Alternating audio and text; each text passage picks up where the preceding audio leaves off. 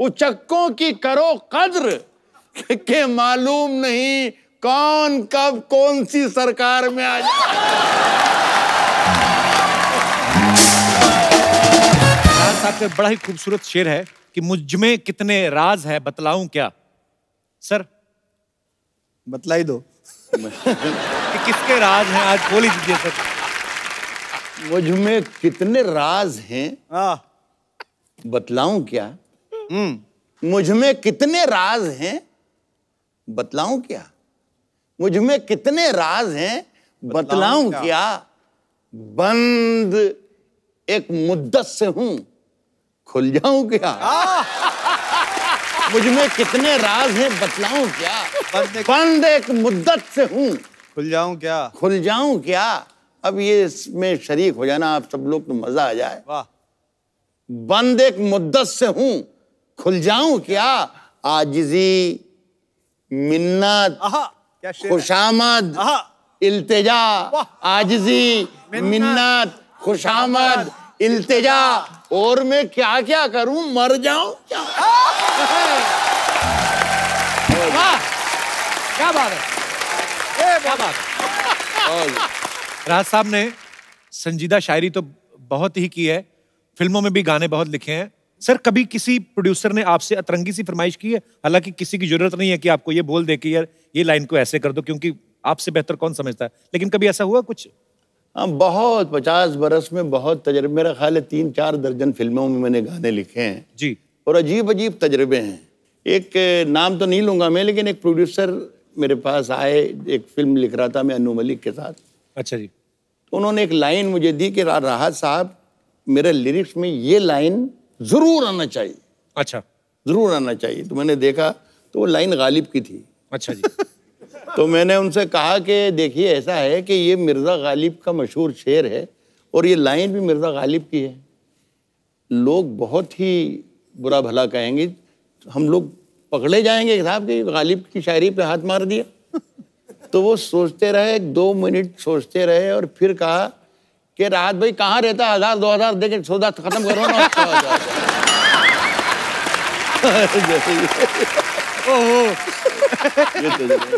आसमां लाए हो जमीन पे रख दो। हाय हाय। एक शब्द है इसमें हुजरा। हुजरा कहते हैं साधु संतों के रहने की कुटिया को, झोंपड़ी को। देखिए जो शेर आपको समझ में आता है, जिस पर आप तालियां बजाते हैं, वो वाकई अच्छा होता है। जो शेर अगर आपको जरा भी मुश्किल लगे और समझने में जरा सी परेशानी हो, समझना राहत नूरी ने आज कोई बहुत बड़ी बात कह दी। तो उसकी तारीफ ज्यादा कीजिएगा। अब इसका मजा लीजिएगा कि मेरे हुजरे में नहीं और कहीं पर रख दो। वाह। मेरे हुजरे में नहीं और कहीं पर रख दो। आसमां लाए हो ले आओ जमीन पर रख दो। मेरे हुजरे में नहीं और कहीं पर रख दो। आसमां लाए हो ले आओ जमीन पर रख दो। अब कहां ढूंढने जाओगे हमारे कातिल। क्या शेर है राज भाई। अब कहां ढूंढने जाओगे हमारे कातिल। आप तो कत्ल का इल्जाम हम ही पर रख दो। अब कहां ढूंढने जाओगे हमारे कातिल।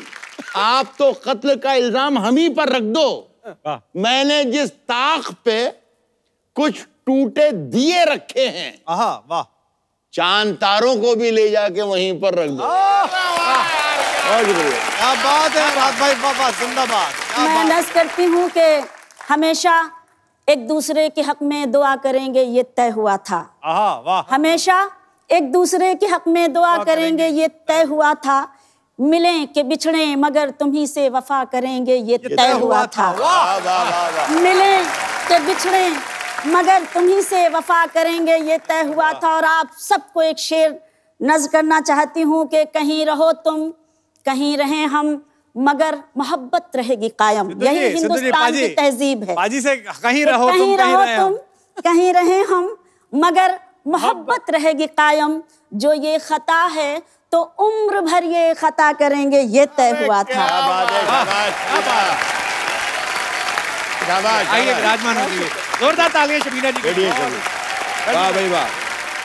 अच्छा, हालांकि आपके आने से पहले राहत भाई से हम लोगों ने कंफर्म कर लिया था कि ऐसी कोई बात नहीं होती कि दिल में गम हो तभी कोई शायर बने, पर कहा जाता रहा है कि गम हो तो आदमी शायर बनता है। आप तो बेगम हैं। अरे वाह।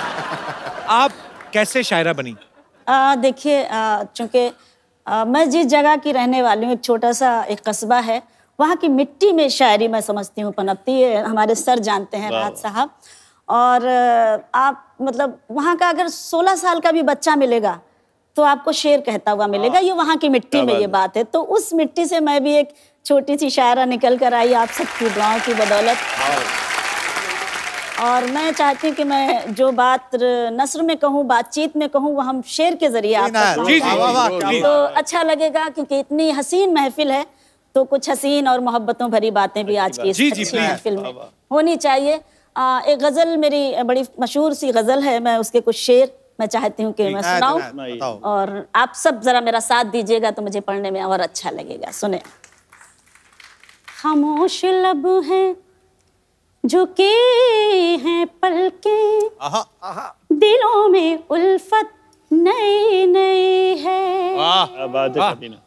खामोश लब हैं झुके हैं पलकें, दिलों में उल्फत नई नई है। अभी तकल्लुफ है गुफ्तगू में, अभी मोहब्बत नई नई है। बहुत शुक्रिया। इसके शेर पढ़ती हूँ जी। अभी ना आएगी नींद तुमको, अभी ना हमको सुकून मिलेगा, अभी ना आएगी नींद तुमको, अभी ना हमको सुकून मिलेगा, अभी तो धड़केगा दिल ज्यादा, अभी ये चाहत नहीं नहीं है। झुकी हैं पलकें, दिलों में उल्फत नई नई। क्या बात है, वाह। अच्छा, ये मेरा एक सवाल है आप सबसे कि जैसे कवि सम्मेलन जब होते हैं बाजी, तो 8-10 कवि जो रहते हैं उनके बीच में एक कवित्री होती हैं, तो एक कवित्री क्यों होती है? मतलब कि ये भारी पड़ती है कि बाकी के 8-10 कवि हैं जो टाइम पे आ जाएं? क्या है ना, जैसे कवि जो हैं वो भरे हुए गजल के खाली या पेपर की तरह होती है जी, और कवित्री पेपर वेट की तरह होती है, उड़ नहीं जाए सारे के सारे। तो राहत भाई, जो हमारे यंग जनरेशन बैठी है, कुछ और उम्मीद कर रहे हैं, कुछ आए आशीष को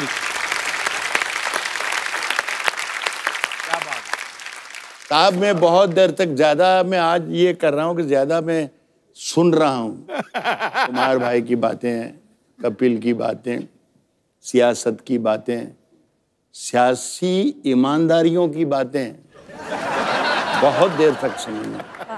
भाई को भी सुना। एक शेर अचानक याद आ गया। वो शेर ना सिद्धू जी आपके लिए है ना भाई के लिए। देखिए ना, बन के एक हादसा बन के एक हादसा बाजार में आ जाएगा। बन के एक हादसा बाजार में आ जाएगा, जो नहीं होगा वो अखबार में आ जाएगा। बन के एक हादसा बाजार में आ जाएगा, जो नहीं होगा वो अखबार में आ जाएगा। शेर कुछ और सुनाना चाहता तो आप सुने। बन के एक हादसा बाजार में आ जाएगा, जो नहीं होगा वो अखबार में आ जाएगा। चोर उचक्कों की करो कद्र, चोर उचक्कों की करो कद्र। मैंने पहले कह दिया, इन दोनों में से किसी का शेर नहीं है। जो नहीं होगा वो अखबार में आ जाएगा। और चोर उचक्कों की करो कद्र, के मालूम नहीं कौन कब कौन सी सरकार में आ जाए।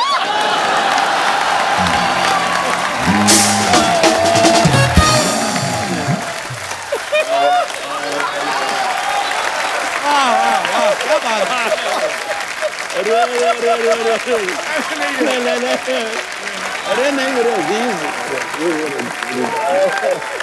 क्या बात है।